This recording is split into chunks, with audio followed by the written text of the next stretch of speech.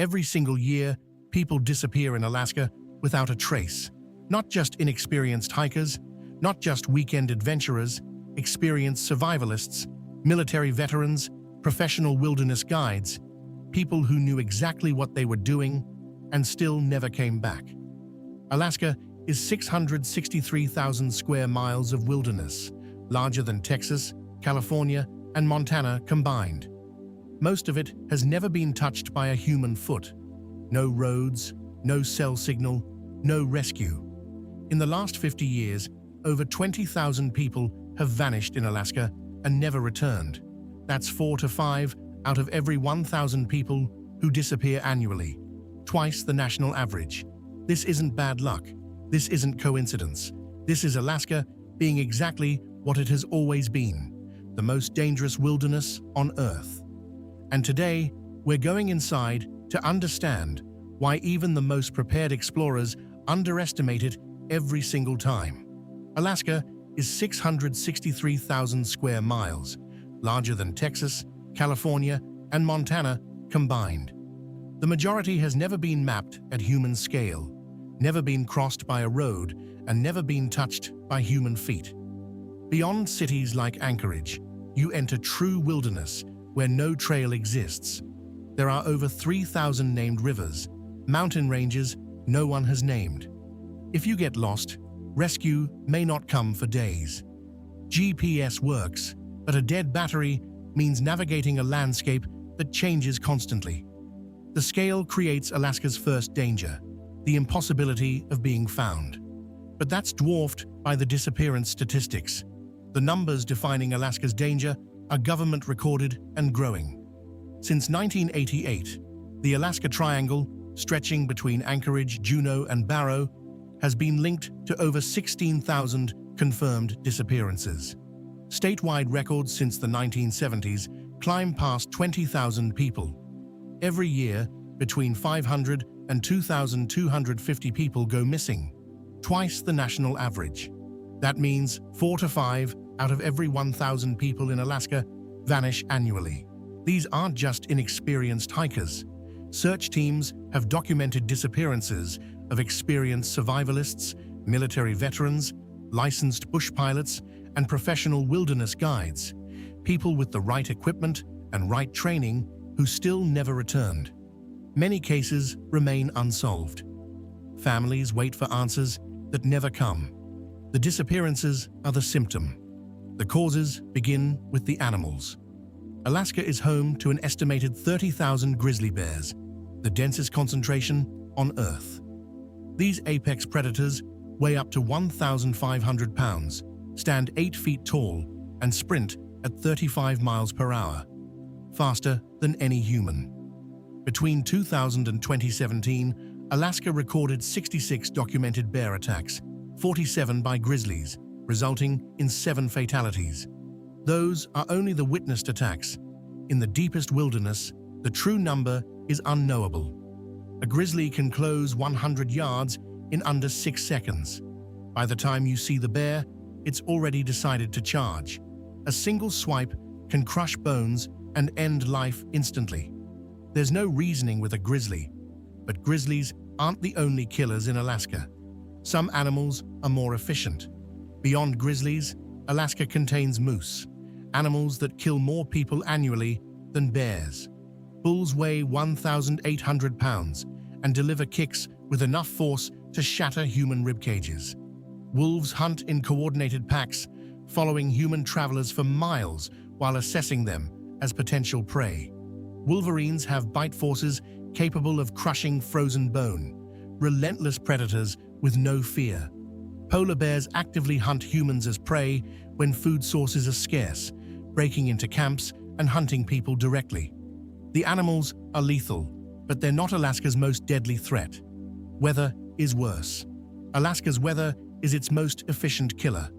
Temperatures drop to minus 80 degrees Fahrenheit, cold that freezes exposed skin in seconds. Weather systems move with ferocity that obliterates preparation. A clear morning transforms into whiteout blizzards within 20 minutes. In the Aleutian Islands, frostbite and hypothermia begin after just 30 minutes of exposure. Hypothermia is particularly savage because early symptoms include irrational thinking, slurred speech, and false warmth sensations. Victims don't realize they're dying until core temperature drops beyond self-rescue. Alaska's hypothermia death rate reveals the scope of the weather problem. The CDC has confirmed Alaska's hypothermia death rate is 10 times higher than the rest of America, 3.0 deaths per 100,000 compared to just 0.3 nationally. That's not a small difference. That's a tenfold increase. These are only officially recorded hypothermia deaths. Many wilderness deaths are classified as accidental, with no diagnosis. Hypothermia doesn't require extreme cold. It occurs at 50 degrees Fahrenheit if you're wet and exposed to wind, conditions that are common in Alaska and arrive suddenly. Hypothermia kills silently. A person sits down to rest, core temperature drops, thinking becomes irrational, bad decisions follow, they lie down and never get up. The weather is lethal, but it's compounded by the terrain itself. Alaska contains 17 of the 20 highest peaks in America, including Denali at 20,310 feet. Summit conditions produce winds over 150 miles per hour and temperatures equivalent to Antarctica. Climbers die on Denali every year. Alaska's coastline stretches 33,904 miles, longer than the entire continental US combined. Water temperatures of 28 to 35 degrees Fahrenheit mean a person who falls overboard loses muscle control within 3 minutes and consciousness within 7 minutes. Between 1990 and 2010, Alaska recorded 307 documented incidents of people falling through ice, affecting 449 people. The terrain changes constantly. Rivers freeze and thaw, glaciers calve, ground becomes unstable during spring thaw. Even rescue is dangerous because Alaska's aviation landscape is the most deadly in the nation. Ice forms on Alaska's lakes and rivers, deceptively treacherous. A person walks on ice that looks solid and suddenly breaks through. There's no warning, no sound before the cold shock. Walking one moment, drowning in freezing water the next. The transition is instant. If someone falls through with witnesses, rescue must happen immediately. In remote Alaska, rescue may be hours away. The 307 documented incidents are only witnessed cases. In remote wilderness, how many have fallen through ice, where no one was around to report it? Ice kills quietly and leaves no trace. But Alaska's aviation offers even more visible and spectacular danger. Alaska has more pilots per capita than any state. 1 in 58 holds a pilot's license. Yet Alaska records the highest aviation accident rate nationally. The only way to reach remote communities is by small bush plane. Bush planes fly through mountain passes over glaciers in conditions commercial aviation would never permit. Pilots take off in marginal weather because the alternative is leaving someone stranded for another week. Throughout history, planes have disappeared without a trace. Some crashes are found years later, some are never found. Aviation adds another layer of danger, but the final statistic is more comprehensive. Accidental injury is the third highest cause of death in Alaska, occurring at twice the national rate. This translates into real families and searches that end without answers.